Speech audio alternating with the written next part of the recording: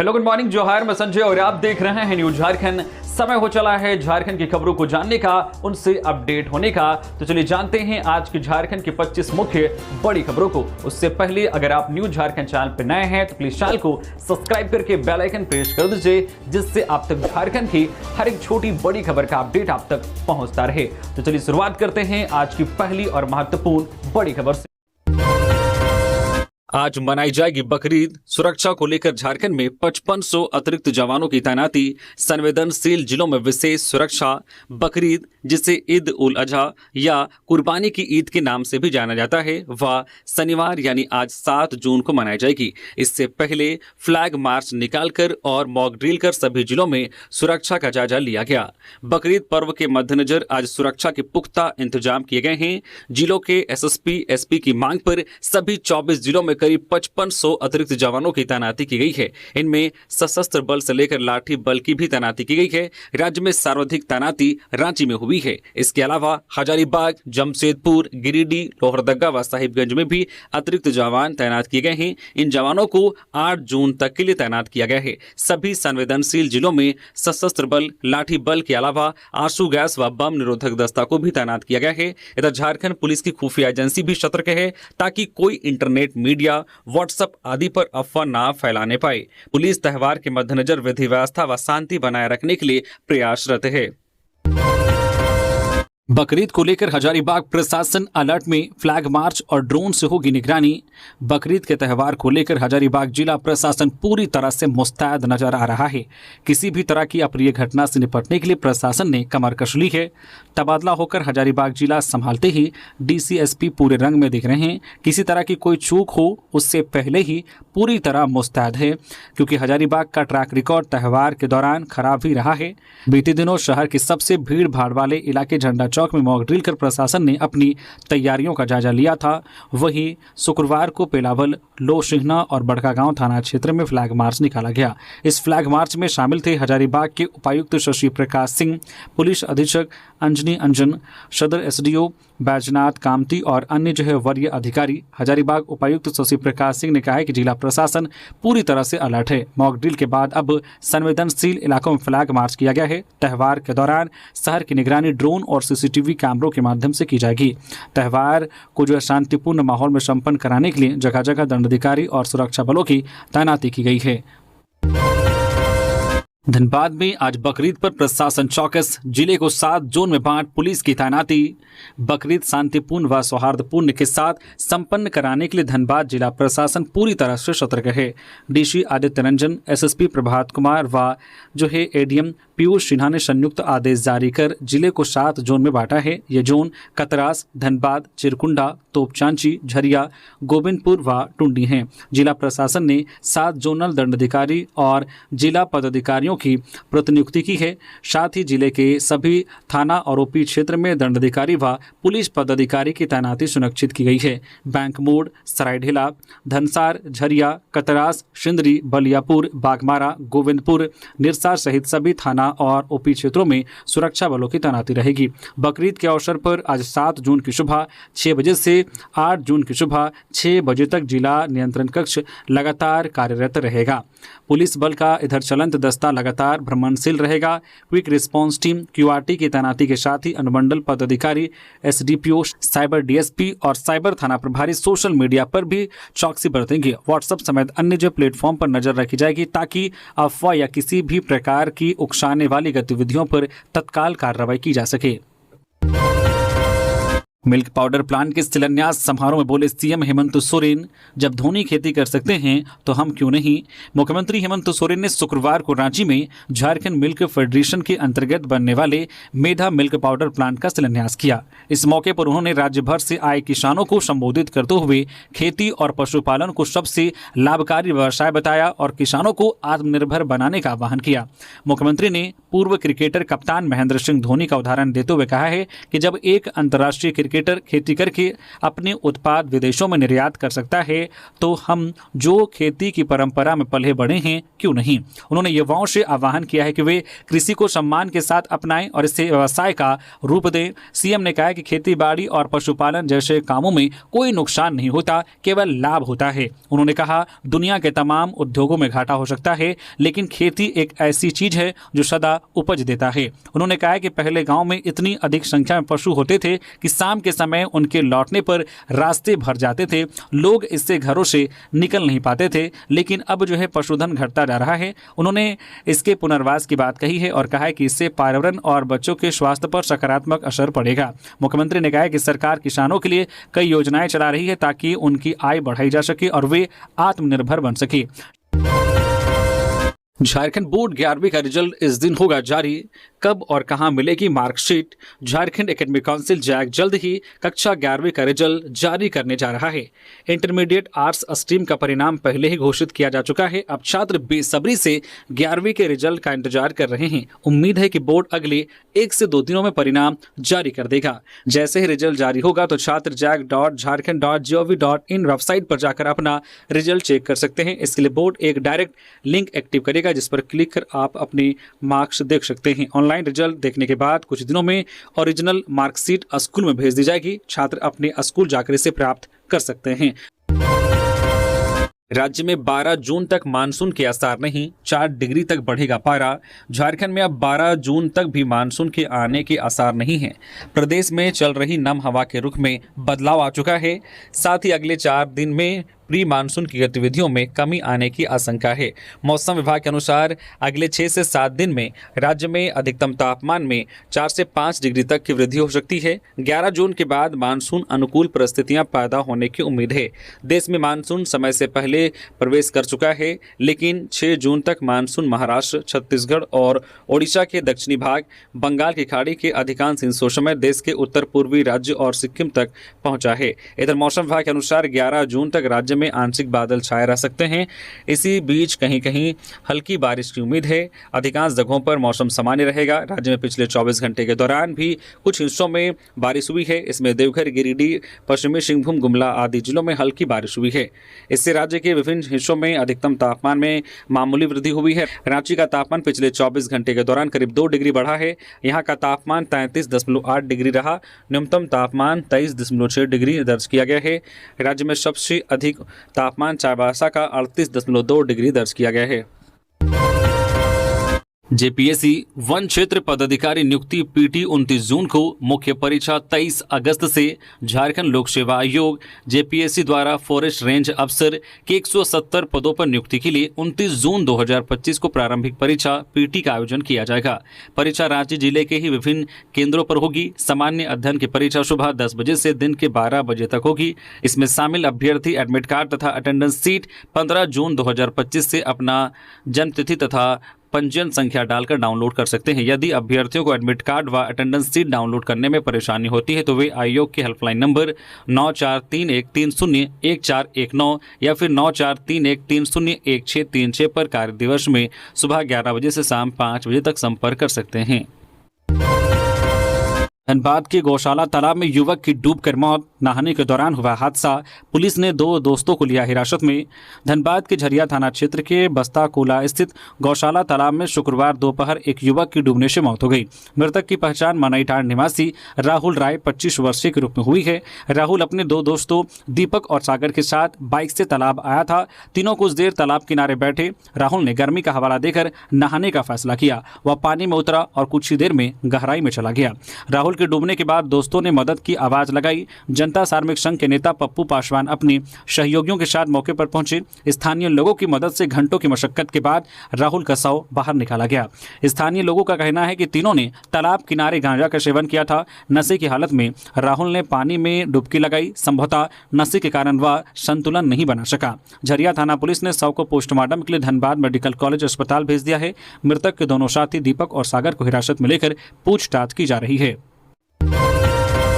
खबरों में आगे बढ़ने से पहले आप सभी दर्शकों को एक जानकारी दे दें कि न्यूज झारखंड का ऐप लॉन्च कर दिया गया है। ऐप प्ले स्टोर में आ चुका है, जहां से अब आप न्यूज झारखंड की हर एक वीडियोस को ऐप से भी देख सकते हैं और वहां से भी खबरों से अपडेट रह सकते हैं, सूचनाओं से अपडेट रह सकते हैं। तो वीडियो के डिस्क्रिप्शन में लिंक है, जहां से आप जो है ऐप को इंस्टॉल कर सकते हैं। बहुत ही जल्द जो है इस ऐप में गिव अवे भी लॉन्च होने वाला है, जहां से अब आप हर मंथ कैश रिवॉर्ड भी वहां जीत सकते हैं और भी बहुत कुछ इस ऐप में आपको आने वाले दिनों में मिलने वाला है। तो इस ऐप को इंस्टॉल करना ना भूलें और वहां पर भी अपना प्यार और सपोर्ट दें। तो चलिए हम लोग बढ़ते हैं आज के अपने खबरों की ओर।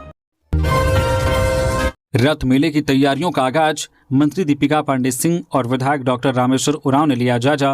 झारखंड सरकार की ग्रामीण विकास मंत्री दीपिका पांडे सिंह और पूर्व वित्त मंत्री शाह विधायक डॉक्टर रामेश्वर उरांव ने शुक्रवार को राजधानी रांची के धुरवा स्थित भगवान जगन्नाथ मंदिर में विधिवत पूजा अर्चना की। इस अवसर पर प्रदेश कांग्रेस कमेटी के वरिष्ठ नेता आलोक कुमार दुबे, लाल किशोर नाथ सहदेव, डॉक्टर राजेश गुप्ता, छोटू, संजीत यादव, कुमुद रंजन, राजेश कुमार यादव, रांची महानगर काली पूजा समिति के अध्यक्ष विनय कुमार सिंह, बबलू वर्मा, अजीत कुमार सिंह और पाशवा वॉलंटियर्स के सदस्य विशाल सिंह, मेनहुल दुबे, ज्योति सिंह चौहान, शालिनी शर्मा भी मौजूद रहे। पूजा के उपरांत मंत्री दीपिका पांडे सिंह ने आगामी 27 जून को आयोजित होने वाले रथ मेले की तैयारियों की समीक्षा करते हुए कहा है कि इस बार रथ मेला पुराने परंपरागत स्वरूप और भव्यता के साथ आयोजित किया जाएगा। सरकार की ओर से सभी आवश्यक सहयोग सुनिश्चित किया जाएगा। यह धार्मिक आयोजन न केवल आध्यात्मिक महत्व रखता है, बल्कि इसका सामाजिक और सांस्कृतिक पक्ष भी अत्यंत व्यापक है। उन्होंने जानकारी दी है कि मुख्यमंत्री हेमंत सोरेन रथ यात्रा के दिन स्वयं भगवान जगन्नाथ की पूजा करेंगे और रथ खींचने में हिस्सा लेंगे। बकरीद के मद्देनजर गिरिडीह डीसी के नेतृत्व में निकाला गया फ्लैग मार्च।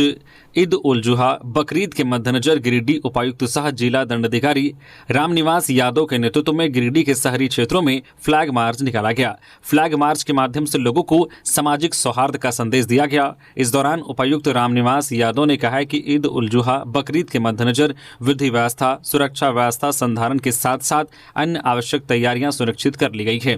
बेहतर समन्वय, सद्भाव, आपसी सौहार्द के साथ शांतिपूर्ण तरीके से पर्व मनाना जिले के प्रत्येक नागरिक अपने कर्तव्य के रूप में समझे। जिला प्रशासन ने सभी आवश्यक तैयारियां पूर्ण कर ली है। सभी दंड अधिकारियों की प्रतिनियुक्ति कर दी गई है। साथ ही आम लोगों से अपील की गई है कि शांतिपूर्ण और भयमुक्त वातावरण में त्यौहार मनाएं।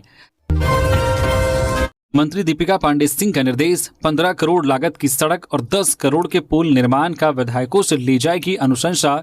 झारखंड सरकार ग्रामीण क्षेत्रों में आधारभूत संरचना को मजबूत करने की दिशा में एक बड़ा कदम उठाने जा रही है।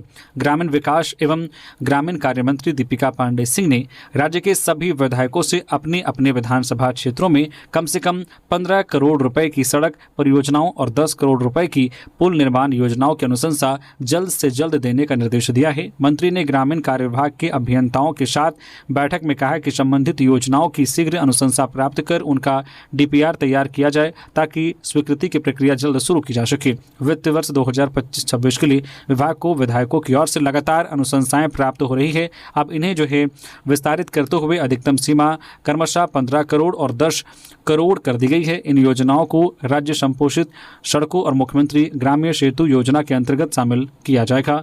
अधिकारियों ने बताया कि विधायक अपनी विधानसभा की आवश्यकता के अनुसार सड़क और पुल निर्माण कार्य का चयन कर सकते हैं। कोल्हान डीआईजी अनुरंजन किस्पोट्टा पहुंचे जमशेदपुर। शहर में क्राइम कंट्रोल और बेहतर पुलिसिंग पर दिया जोर। कोल्हान प्रमंडल के नवनियुक्त उप महानिरीक्षक डीआईजी अनुराग किस्पोट्टा शुक्रवार को जमशेदपुर पहुंचे। इस दौरान जिले के वरीय पुलिस अधीक्षक एसएसपी पीयूष पांडे ने उनका स्वागत किया। साथ ही जिला पुलिस मुख्यालय में उन्हें गार्ड ऑफ ऑनर दिया गया। इसके बाद डीआईजी ने जमशेदपुर के सीनियर एसपी, सिटी और रूरल एसपी के साथ कार्यालय सभागार में जमशेदपुर के शहरी और ग्रामीण क्षेत्र में होने वाले क्राइम कंट्रोल को लेकर समीक्षात्मक बैठक की, जिसके साथ ही बैठक में बकरीद पर्व को लेकर विधि व्यवस्था से संबंधित तैयारियों की भी समीक्षा की गई। इस दौरान बैठक में उन्होंने आगामी बकरीद पर्व को लेकर सुरक्षा तैयारियों का भी जायजा लिया।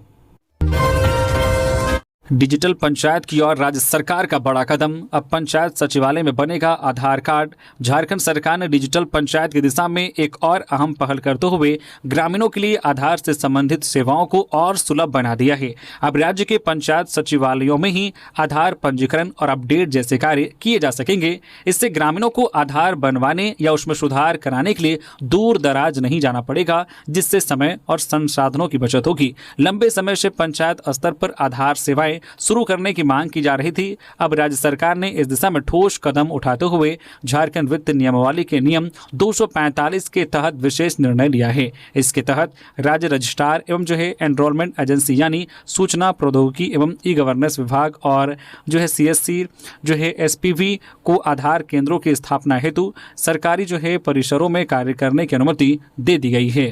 सरकार ने पहले से किए गए पुराने इकरारनामों को रद्द करते हुए UIDAI द्वारा निर्धारित इन हाउस मॉडल के तहत नए दिशा निर्देशों के अनुरूप पंचायत भवन, वार्ड कार्यालय और शहरी निकाय कार्यालय जैसे सरकारी परिसरों में आधार स्थायी पंजीकरण केंद्र स्थापित करने की अनुमति दे दी है। जल्द ही राज्य सरकार और CSP SPV के बीच इस संबंध में नया MOU किया जाएगा। इसके बाद पंचायत सचिवालयों में आधार पंजीकरण और अपडेट क्लाइंट लाइट की सुविधा शुरू कर दी जाएगी। जैक अध्यक्ष डॉक्टर नटवा हांसदा ने मुख्यमंत्री हेमंत सोरेन से की मुलाकात। CM हेमंत सोरेन से शुक्रवार को मुख्यमंत्री आवासीय कार्यालय में झारखंड एकेडमिक काउंसिल जैक के अध्यक्ष डॉक्टर नटवा हांसदा ने शिष्टाचार मुलाकात की। इस अवसर पर उन्होंने मुख्यमंत्री को जैक के द्वारा आयोजित मैट्रिक और इंटर परीक्षा 2025 के परिणाम से जुड़ी जानकारी से अवगत कराया। टाटा से नई ट्रेन को सांसद ने दिखाई हरी झंडी। कहा, अब चाकुलिया से बहरागोड़ा तक मेमू चलाने की योजना। पूर्वी सिंहभूम जिला के यात्रियों के लिए खुशखबरी है। जमशेदपुर के टाटानगर रेलवे स्टेशन से टाटानगर चाईबासा और Tatanagar Chakulia MEMU passenger train की शुरुआत हो चुकी है। शुक्रवार को सांसद ने हरी झंडी दिखाकर रवाना किया है। शहर के टाटानगर रेलवे स्टेशन से सांसद विद्युत वरण महातो ने 2 नई मेमू पैसेंजर ट्रेन को हरी झंडी दिखाकर रवाना किया है। इस मौके पर सांसद ने कहा, टाटा से चाकुलिया और चाईबासा के लिए खुलने वाली दोनों ट्रेन से लोकल यात्रियों को सुविधा मिलेगी। अब चाकुलिया से बहरागोड़ा तक मेमू चलाने की योजना है। बता दें कि दक्षिण पूर्व रेलवे अंतर्गत चक्रधरपुर रेल मंडल में टाटानगर स्मार्ट स्टेशन की श्रेणी में आता है। टाटानगर से देश के विभिन्न राज्यों के प्रमुख स्टेशन के लिए ट्रेन का परिचालन यहां से होता है। जमशेदपुर से सटे आसपास के इलाके के यात्रियों की सुविधा के लिए मेमू पैसेंजर ट्रेन की पुरानी मांग थी, जिससे रेलवे ने हरी झंडी दे दिया है। नया फ्लाईओवर बना स्टंट का अड्डा। उद्घाटन के बाद करतब करते दिखे कई युवक। राजधानी रांची में मुख्यमंत्री हेमंत सोरेन ने 6 जून को सिरमटोली फ्लाईओवर, जिसे अब बाबा कार्तिक उरांव फ्लाईओवर नाम दिया गया है, का उद्घाटन किया। इस फ्लाईओवर के शुरू होते ही ट्रैफिक जाम की समस्या से जूझ रही जनता को काफी राहत मिली है। लंबे समय से प्रतीक्षित इस परियोजना से शहरवासियों ने राहत की सांस ली है, लेकिन उद्घाटन के कुछ ही घंटों बाद यह फ्लाईओवर एक अलग ही कारण से चर्चा में आ गया है। दरअसल सोशल मीडिया पर एक युवक का वीडियो तेजी से वायरल हो रहा है, जिसमें वह इसी नए फ्लाईओवर पर बाइक से खतरनाक स्टंट करता नजर आ रहा है। वीडियो युवक ने खुद अपने सोशल मीडिया हैंडल पर शेयर किया है, जो अब विभिन्न प्लेटफॉर्म पर वायरल हो गया है। जानकारी के अनुसार उद्घाटन के दिन ही वहां एक सड़क हादसा भी हुआ था, जिसमें एक गाड़ी को नुकसान भी हुआ था। जहां एक और यह फ्लाईओवर शहर की यातायात व्यवस्था को सुगम बनाने की दिशा में एक अहम कदम है, वहीं दूसरी ओर कुछ लोग इसे केवल रोमांच और मनोरंजन का जरिया बना रहे हैं। इस तरह का स्टंट न केवल कानून का उल्लंघन है, बल्कि यह खुद उस युवक और अन्य राहगीरों की जान के लिए भी खतरा पैदा कर सकता है। धनबाद में हथियार जब्त। पुलिस ने 3 अपराधियों को किया गिरफ्तार। 9 mm रिवॉल्वर और कारतूस बरामद। धनबाद के पाथरडी इलाके में पुलिस ने 3 अपराधियों को हथियारों के साथ गिरफ्तार किया है। पकड़े गए अपराधियों में सन्नी सिंह, सुमित बावरी और प्रिंस कुमार शामिल हैं। तीनों फिलहाल पाथरडी में रह रहे थे। सिटी SP ऋत्विक श्रीवास्तव के अनुसार अपराधियों से एक 9 mm रिवॉल्वर और 2 जिंदा कारतूस बरामद किए गए हैं। साथ ही एक एंड्रॉयड मोबाइल फोन भी जब्त किया गया है। 30 वर्षीय सन्नी सिंह मूल रूप से बिहार के नवादा जिले का रहने वाला है। इसका आपराधिक इतिहास रहा है। वह 2019 में डकैती और 2023 में साइबर अपराध के मामले में जेल जा चुका है। 18 वर्षीय प्रिंस कुमार सिंह उत्तर प्रदेश के बलिया जिले का और 19 वर्षीय सुमित बावरी पश्चिम बंगाल के पुरुलिया जिले का निवासी है। पुलिस को सूचना मिली थी कि कुछ लोग हथियार रख रहे हैं। इस सूचना पर कार्रवाई करते हुए गिरफ्तारी की गई। पुलिस अब इन अपराधियों के अन्य गैंग कनेक्शन की जांच कर रही है। साथ ही यह पता लगाया जा रहा है कि हथियार रखने का मकसद क्या था। पलामू में हाईवा की टक्कर से युवक की मौत, भाभी को मायके छोड़ने जा रहा था युवक, 10 लाख मुआवजे की मांग पर सड़क जाम। पलामू जिले के नौडीहा छतरपुर मुख्य मार्ग पर एक दर्दनाक सड़क हादसा हुआ। पिपरा थाना क्षेत्र के बरदाग निवासी भैरोराम के 22 वर्षीय पुत्र गोलू कुमार की हाईवा से टक्कर में मौत हो गई। गोलू के बड़े भाई की शादी 7 दिन पहले हुई थी। घटना शुक्रवार को उस वक्त हुई जब गोलू अपने भाई की पत्नी को उनके मायके तेलियाडी छोड़ने जा रहा था। वह सड़क किनारे अपनी बाइक खड़ी कर फोन पर बात कर रहा था। इसी दौरान विपरीत दिशा से आ रहे हाईवा ने उसे टक्कर मार दी। परिजनों के अनुसार मृतक के भाई की शादी 30 मई को हुई थी। घटना के बाद आक्रोशित ग्रामीणों ने सड़क जाम कर दिया। राजद प्रखंड अध्यक्ष और बिशुनपुर पंचायत के मुखिया जितेंद्र कुमार भारती, बसपा प्रखंड अध्यक्ष अनुज कुमार और पूर्व मुखिया कमलेश राम सहित सैकड़ों लोग प्रदर्शन में शामिल हुए। प्रदर्शनकारियों ने मृतक के परिजन को 10 लाख रुपए मुआवजा और एक सदस्य को नौकरी देने की मांग की। मुखिया धनेश्वर प्रसाद यादव पर घूस लेने का आरोप साबित हुआ गलत। देवरी प्रखंड अंतर्गत कोसो गोंदो पंचायत के मुखिया धनेश्वर प्रसाद यादव पर अबुआ आवास योजना और प्रधानमंत्री आवास योजना के तहत घूस लेने का आरोप लगाया गया था, जो जांच के बाद गलत साबित हुआ। स्थानीय स्तर पर जब इस मामले की पड़ताल की गई और पंचायत की गई महिलाओं से बात की गई तो उन्होंने बताया कि उन्हें अबुआ आवास और प्रधानमंत्री आवास योजना का लाभ मिला है और इसके बदले मुखिया ने एक भी रुपए नहीं लिया। ग्रामीण महिलाओं ने साफ कहा है कि मुखिया जी ने पूरी ईमानदारी से हम सभी को लाभ दिलवाया, कोई पैसा नहीं लिया गया। आरोप बेबुनियाद है। सूत्रों के अनुसार यह आरोप गांव के एक दबंग ठेकेदार द्वारा लगाया गया था, जो पंचायत में अपनी पकड़ बनाए रखना चाहता है। माना जा रहा है कि व्यक्तिगत स्वार्थवश यह आरोप लगाया गया, जो अब झूठा साबित हो चुका है। इस मौके पर राजेंद्र दास, मालती देवी, रुकमणी देवी, पार्वती देवी, राजू रविदास, टेकलाल दास और चांडो दास सहित कई लोग उपस्थित थे, जिन्होंने मुखिया के प्रति अपना समर्थन प्रकट किया। हजारीबाग मेडिकल कॉलेज में गर्भवती को नहीं मिला इलाज, सांसद ने किया औचक निरीक्षण, अधीक्षक गायब, स्वास्थ्य मंत्री से की शिकायत। हजारीबाग के शेख भिखारी मेडिकल कॉलेज अस्पताल में स्वास्थ्य सेवाओं की खराब स्थिति सामने आई है। देर रात एक गर्भवती महिला को प्रसव के लिए अस्पताल लाया गया। गायनो वार्ड का दरवाजा बंद मिला। परिजनों के घंटों दरवाजा खटखटाने पर भी कोई स्टाफ मौजूद नहीं मिला। मजबूरन महिला को एक निजी अस्पताल ले जाना पड़ा। घटना की जानकारी मिलते ही हजारीबाग सांसद मनीष जायसवाल ने अस्पताल का दौरा किया। उन्होंने पहले से अधीक्षक से मिलने का समय लिया था, लेकिन वो कार्यालय में नहीं मिले। सांसद ने मौके से ही झारखंड के स्वास्थ्य मंत्री इरफान अंसारी को फोन कर स्थिति से अवगत कराया। सांसद ने ड्यूटी पर तैनात डॉक्टर के खिलाफ कार्रवाई की मांग की। उन्होंने बताया कि डॉक्टर अस्पताल छोड़कर घर पर सो रहे थे। सांसद ने सीसीटीवी फुटेज की जांच कर डॉक्टर का रजिस्ट्रेशन निलंबित करने की मांग की है। आज से 6 दिनों के झारखंड दौरे पर रहेंगे कांग्रेस प्रदेश प्रभारी के राजू। विभिन्न जिलों में करेंगे बैठक। झारखंड कांग्रेस प्रभारी के राजू आज 7 जून 2025 को अपने 6 दिवसीय प्रवास पर झारखंड पहुंच रहे हैं। प्रदेश कांग्रेस महासचिव सह मीडिया प्रभारी राकेश सिन्हा ने जानकारी दी कि इस प्रवास के दौरान प्रभारी के राजू और प्रदेश कांग्रेस कमेटी के अध्यक्ष केशव महतो कमलेश राज्य के विभिन्न जिलों में आयोजित बैठकों और कार्यक्रमों में भाग लेंगे। संविदा पदों पर नियुक्ति के लिए उम्मीदवारों की लिस्ट जारी, 12 जून तक जमा करने होंगे दस्तावेज। मनरेगा सेल झारखंड द्वारा विभिन्न संविदा आधारित पदों पर नियुक्ति के लिए जनवरी माह में प्रकाशित विज्ञापन के आधार पर प्राप्त आवेदनों की जांच के बाद शॉर्ट लिस्टेड उम्मीदवारों की सूची जारी कर दी गई है। ये नियुक्तियां ग्रामीण विकास विभाग झारखंड के अंतर्गत मनरेगा कोषांग में की जाएगी। जारी सूची में विशेष कार्य पदाधिकारी, अवर सचिव स्तर के सेवानिवृत्त अधिकारी, राज्य MIL नोडल ऑफिसर, सहायक अभियंता, सहायक वन संरक्षक, मीडिया सह प्रशिक्षण पदाधिकारी एवं लेखापाल पदों के लिए योग्य एवं अपात्र उम्मीदवारों के नाम शामिल हैं। चयनित उम्मीदवारों को निर्देश दिया गया है कि वे 12 जून 2025 तक अपने सभी संबंधित दस्तावेज ग्रामीण विकास विभाग में अनिवार्य रूप से जमा कर दे। वही जिन उम्मीदवारों का नाम अपात्र सूची में है उन्हें आपत्ति दर्ज कराने का अवसर प्रदान किया गया है। दिल्ली में कांग्रेस अध्यक्ष से मिले मंत्री इरफान अंसारी, सौंपी स्वास्थ्य विभाग की रिपोर्ट।